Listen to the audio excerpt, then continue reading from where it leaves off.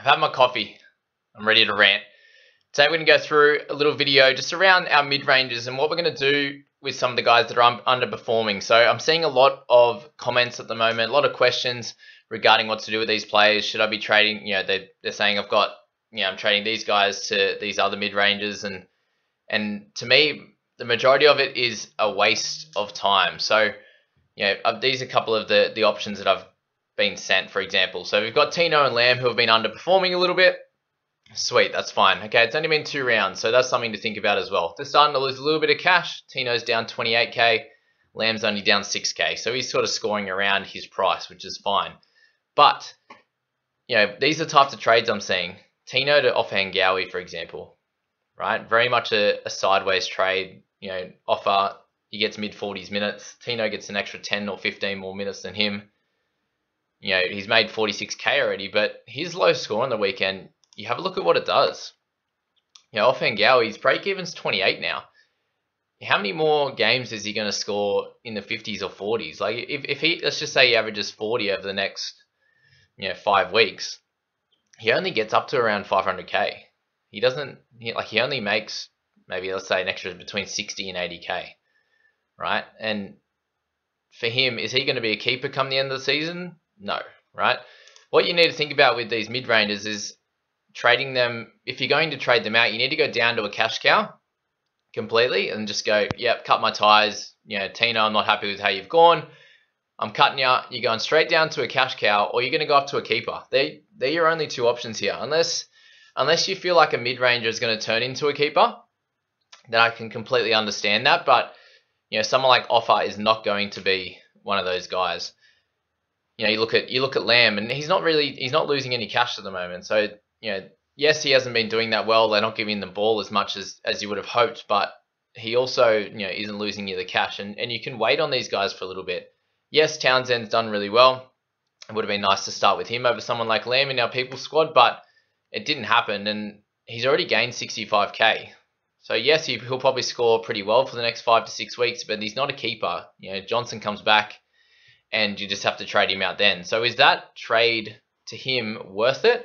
Or, for that extra, let's say 50 to 100k you might make, but there's not a 100% chance that he scores in the 50s and 60s every week. I think those first 2 games have been a couple of his strongest ones. With Sharks playing pretty well, there's not that big chance that he's going to make that big amount of cash, but also turn into a keeper, and then you have to trade him out again. So what I was going to get at is, are those trades worth it? Trading him in now and then trading him out again when Johnson comes back and he goes back to his mid-30 scores. So that's something to think about there. And I've also got a lot of people wanting to trade out someone like Turpin, right? What's he done wrong? Yes, he had 1 bad game, but is that enough to just flick someone? A bunch you say about me with Cook, but that was just more around the makeup of my side. I said on the video that he was going to burn me and do really well. So, that's something that you might say, but that's fine. Turpin 53 in the first game and didn't really do too much. That's going to be more his normal game. Closer to high 40s to 50 is going to be more where he's going to be placed at a general basis. And his 32 in that previous game was not what his normal game would be. 35 tackles is pretty low. You look at his 80-minute games and he's got 44, 64.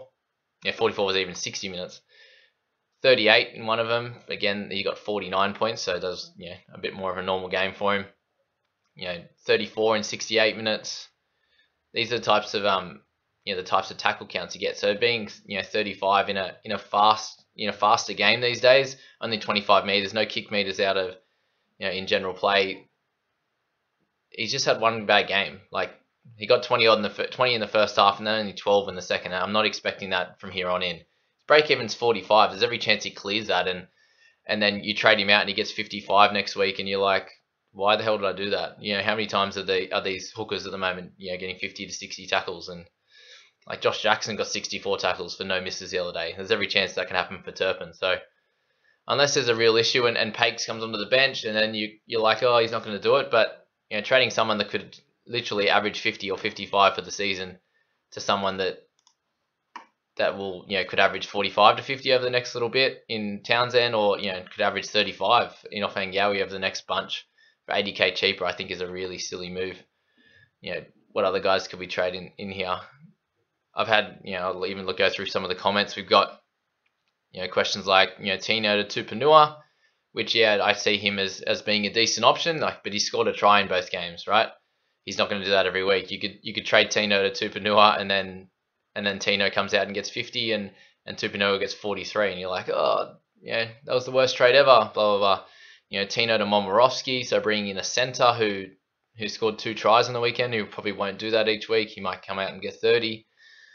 Questions of trading Capewell and Tino, so 2 guys that are around that, mid price, and everyone was, keen as for Capewell after the first round, and then, now what? He didn't play as well on the weekend and got a few less minutes, so it's like, oh, just trade him straight away. Could play 80 minutes on the weekend, we don't know. Kickout played amazing and got extra minutes, so that's where Capewell's minutes went. So Kickout's not going to play like that every week. It's just so many things like that. Questions like, should I trade Lamb for Keary? Yeah, sweet. Keary's a dominant half. That's a good one. He's probably going to be a keeper for the year. Sell Turpin for someone like Lockie Croker or Schuster. And I'm quite happy if Schuster's starting, then you can come in and pick him up. But someone like Lockie Croker, please don't bring him in. Like, everyone traded him last week. He got lucky with a try and had a better game. Like, he would have scored in the high 30s. But with him, it was like, oh, Custer's on the bench and he'd lose a bit, and that's fine. But they might have someone to come on and cover him for 80 minutes again, because he wasn't meant to play that last week anyway. So, there's some of the silly trades that you wouldn't want to be going for. And I've had a bunch of questions for someone like Kenny as well. And, at 437k, he's just in that mid-range again where, his break-even's 25. He has to score mid-40s to 50 for at least 6 weeks for him to make like a lot of cash. And, for him, 45 tackles for 3 misses is going to be a pretty normal game for him. He got a try assist as well, which you won't expect every week. But Kenny is not going to be someone that makes a lot of cash. He might get you to just over 500k, for example, and do well for you for the next few weeks. But when most of our teams have a lot of hookers already in Brayley, Turpin, it could be Cook, whoever Watson, Little, we've got all the guys like that. You don't need to bring in another hooker who's 437k. If he's down in the 250s, then great. But for him at 437, it's not going to be worth it. If he comes out and gets a 31 week, his price rises are gone like that. That's kind of what happened with Offengawi last week. And that's why I try to stay clear of some of these mid-range guys. Like, you look at people like Alvaro, and it's a much different story. When you're buying him at 310, 315, whatever it was last week, 320, then he has a low break even. If he gets at 25 to 30, it doesn't ruin his price rises. You know what I mean? Like, yes, he smashed it and got 54, but even if he got 40, his break even's just under 10, and he has a lot more runway of growth because he was in the low 300s. But as soon as you're in that 400s mark, you're averaging, you're needing to average 30 to hold your price. High 20s to 30, and guys like Alvaro and Linu, if we even look at him, his low score in 29 doesn't kill his price rises. So if all he has to do is get back into a 35 or closer to a 40, and his price rises start kicking back in again, and that 29 is not much of an issue, because he's at a cheaper price. So just think of that with those guys in the mid range, and there's a reason why they're in the mid range. Some of them, like Turpin, we said, okay, if he does pretty well, he could be a 50 odd point scorer and push in towards that that keeper level for majority of positions. But there's a reason that a lot of them are in that mid range, and that's because they can't put consistent scores together. You look at guys like Tohu Harris, who, yes, it was only last year since he moved into the middle that he was able to be really consistent and average 60 every game.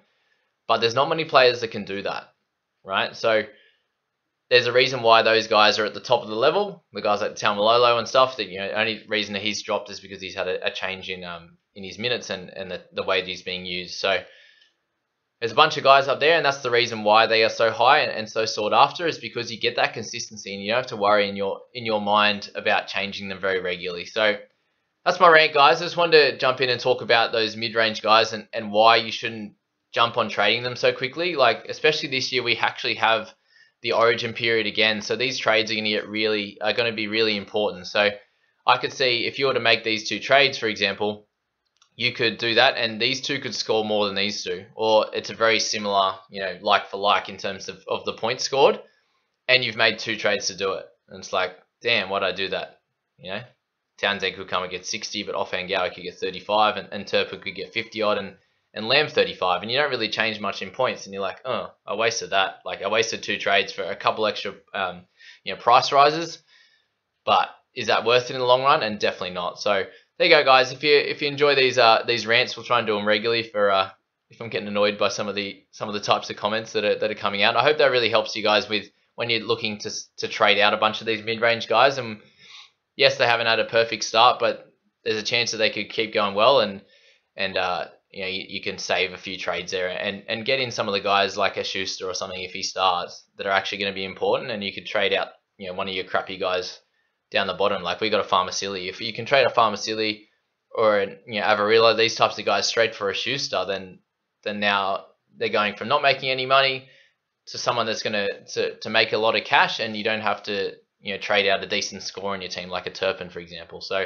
there you go, guys. As I said, if you're liking these, please hit that like button. It helps me out with the channel, and hit subscribe, and we'll keep growing this thing. It's doing really well, and I appreciate all your support. So see you in the next one, guys. Have fun out there.